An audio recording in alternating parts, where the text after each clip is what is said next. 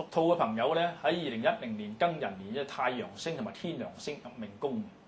太陽五行係屬火，所以屬兔嘅朋友咧可以買啲屬火嘅股票，譬如石油股票啦、煤氣股啦，都係屬火嘅股票嚟嘅。天梁呢個星咧，五行咧係屬土，而且本身係屬弱嘅，所以買啲弱嘅股票咧，對屬兔嘅朋友咧，今日係最有利嘅。天梁星隔離咧，仲有個天空星嘅，天空咧就海闊天空任鳥飛，呢個跨國嘅星嚟㗎啦。所以如果係屬兔嘅朋友咧，買嘅股票最係跨國嘅股票，紅籌啊、國企係最好嘅選擇啦。